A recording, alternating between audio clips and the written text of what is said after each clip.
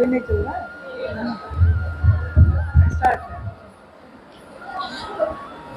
स्थानीय जिज्ञासाएं हैं कुछ।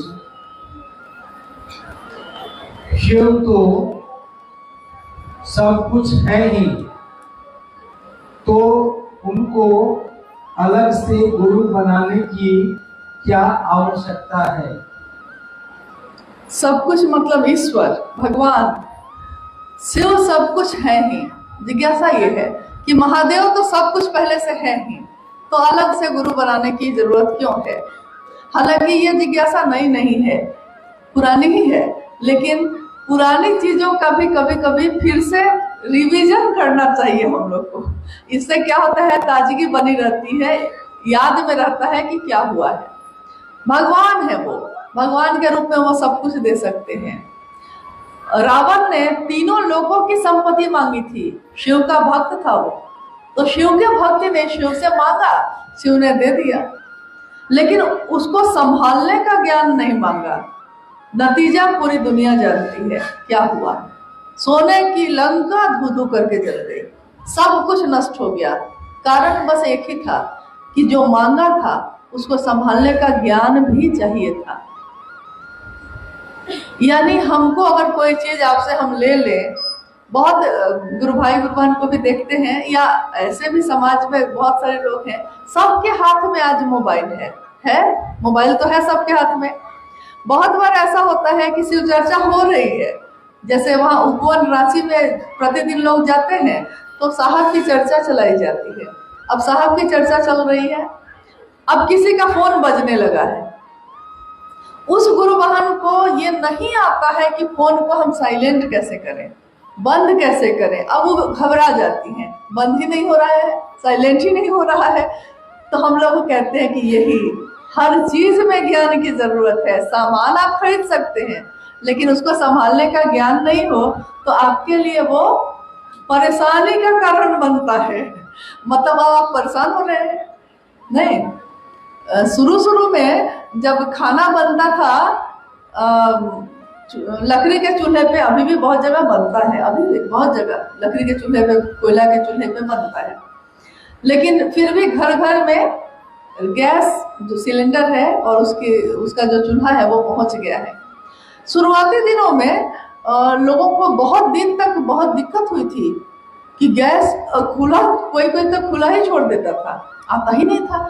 ऑन कैसे करेंगे ये नहीं आता है, अब उस पर चढ़ाएंगे कैसे, उसमें भी डर लगता था कि पता नहीं कि कहाँ से अचानक आग कैसे फूंक से जल जा रही है, पता ही नहीं चल रहा है, तो वो डर जा रहा है।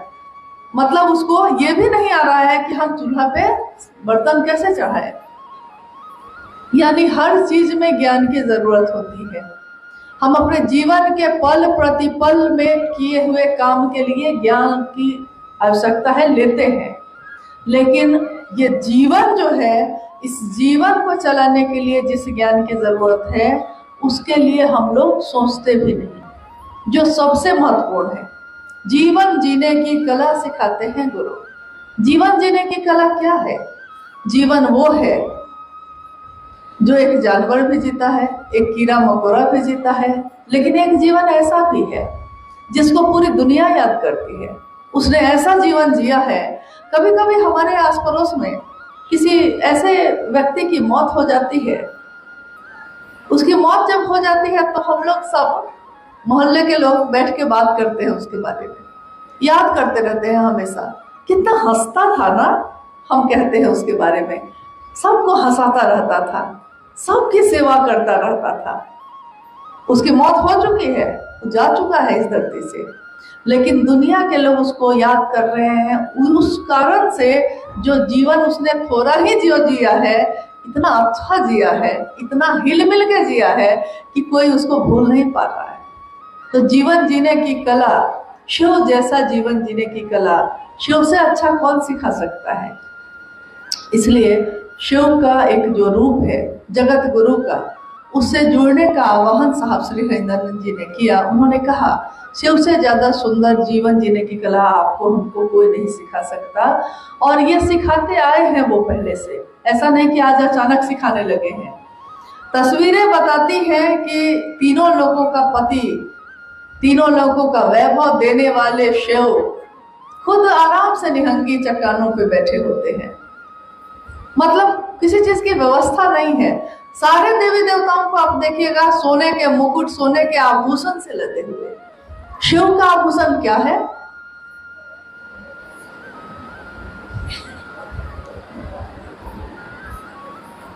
आप लोग बोलते ही नहीं है। शिव का आभूषण क्या है? अभी वो आभूषण यहाँ आ जाए तो क्या होगा?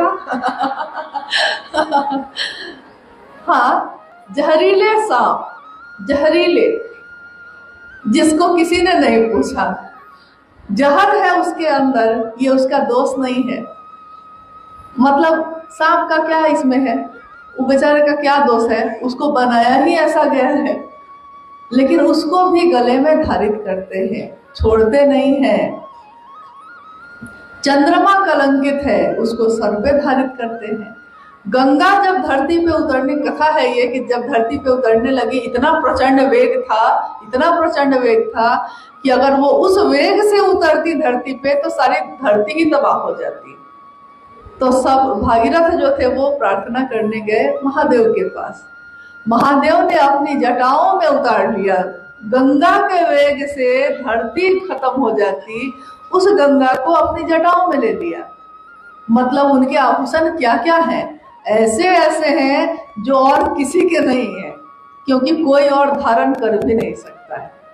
शिव क्या सिखाते हैं कि दूसरा अगर बहुत बुरा है तो क्या उसको छोड़ देना चाहिए या उसको सही रास्ते पे लाने की कोशिश करनी चाहिए, अपना साथ देना चाहिए।